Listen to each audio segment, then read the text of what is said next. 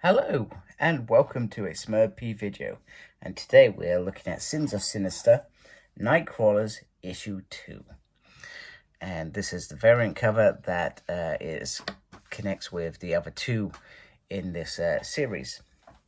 So, they've jumped 100 years, and we see all these little sort of introductions, etc. And I'm not gonna lie, it took me probably almost half the issue to actually get into the issue, because they've almost, in true Hickman form, with the Powers X and House of X, where it had one storyline running next to the other, that worked perfectly in my mind, because you saw the future. One did the future and one sort of did the now. That's how I remember. I could be remembering it wrong. This jump from year 10, when we just established something, to 100 years where we've missed out on goodness knows what, is a massive jump. So our story begins with how they've sort of conquered the universe. That's what it wants to tell me. So magic attacks Asgard. We learn how with the likes of Furrier, Shadow King, and Xavier, how they conquered the Shi'ar, and then how they conquered Otherworld using the likes of Maddox, Chimera, and Megan as some sort of, creature attacking it, etc. So this part of the story finishes with one of the Nightcrawlers, the one that we've come to know as the sort of Wolverine Nightcrawler, cutting off Forrest's arm and leaving him to the Frost Giants to be destroyed, basically. That's pretty much how it ends. So part 5, the Opostate. I'm not sure if I said that correctly. And this is written by Spurrier. Andrea Vito is the artist. Jim is on the colors, VC Clan Cows is on the letters, and Tom Miller and Jay Bowen are on design. If I've not said any names correctly, I apologize. I like saying names correctly. I feel like names are very important to the person they belong to. So, we find Madam Righteous, I think that's what she's called, and her crew, what's left of it, sort of stranded in space and sort of surviving. However, I need to sort of get my light right.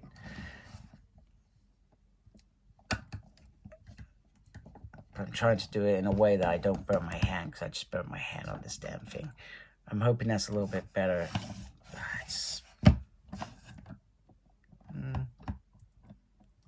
Nope, that's Costa. Yeah, right. Apologies. That was terrible. I've got a new light, and oh my, you can't see anything. Just trying to see if I can get that just. It's a little bit better. I apologize for my lighting. I'll revert back to my other light, which I just sort of glow above it, and it doesn't glare on anything, which is very frustrating, because I do want you to sort of see what's going on here from afar. I mean, you're not seeing things in real detail, because obviously I'm just giving you an overview of the issue. So we have a first birth, and this is once again, this is Laura Crawler, and she was with Cyclops. However, Cyclops seems to have suffered from the tragedy, etc.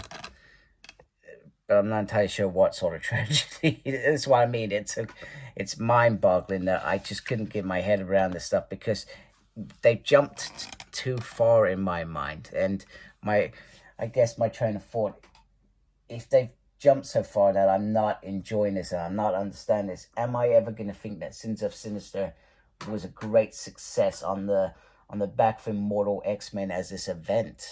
Perhaps not, but that I need to read the other issues of 100 years to get my train of thought. But at the moment, like I said, it took me 3/4 of the issue to get it. This part of it, it just baffled me. So the baby's born, the baby goes kaboom, and then it all goes terribly wrong, etc. So they managed to meet with Legion, Legion has taken his people off to another plane of existence to live in peace. But he does point out one specific thing, that if Righteous is doing this, she isn't doing this for the greater good or the greatest thing. She's doing this for herself because she is selfish, etc. And then off he goes. So they have a new goal. The other bit to know is that they've been using Fabian Cortez's skin to create new crawlers for the last 100 years, and that's how they've sort of preserved this lineage, etc. Other than that, they're a lost thing, and everybody's been praying to Mother Righteous for the last 100 years to save them, etc. You know, like she's a god. We also get this bit about Sinister and what Mr. Sinister is up at this point. This is his sort of studies.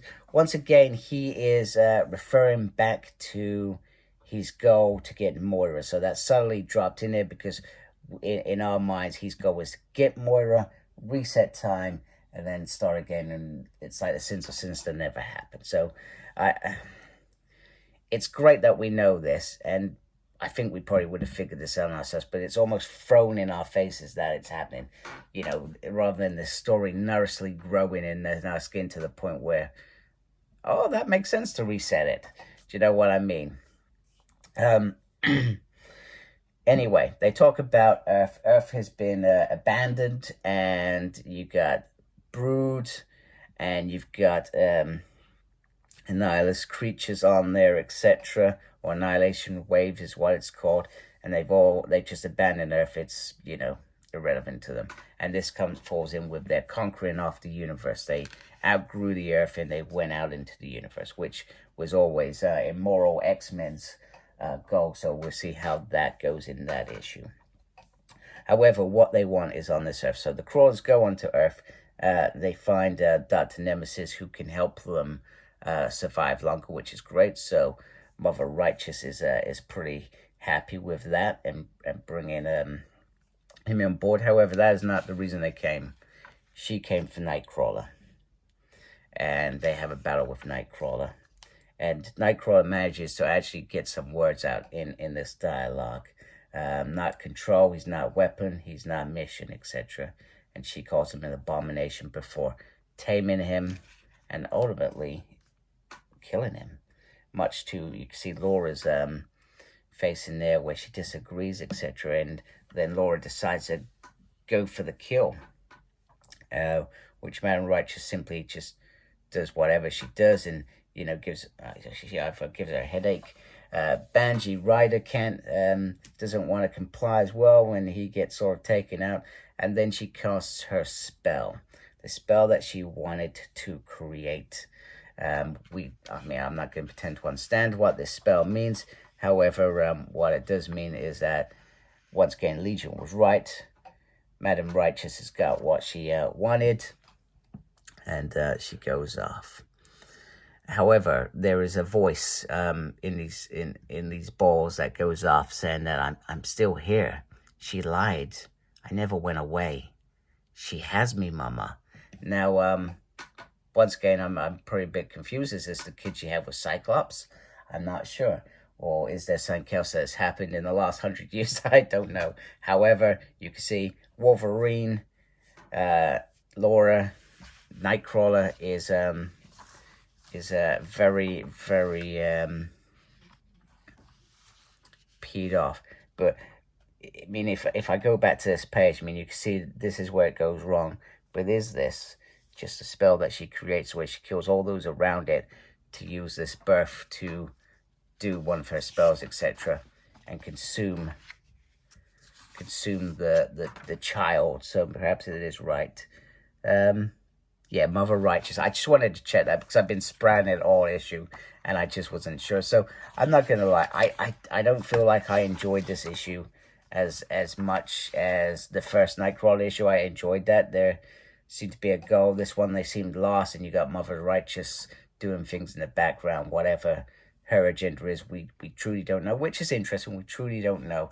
Also, with it being 100 years from year 10, how are these mutants surviving? Because they haven't got prolonged life. It's a case of, sure, they get old and die, and then they're just resurrected, right?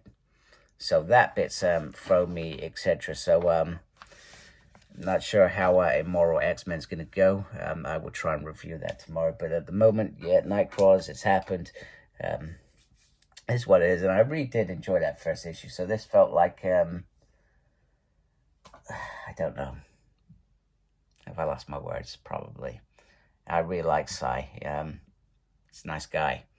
And he's a good writer. I mean, the writing is really good. It just doesn't make sense because I don't understand the full context. And maybe you understand it and it's just me just struggling. And maybe I just need to, at some point when I read it as a whole, I'll go, oh, right, that actually makes sense now.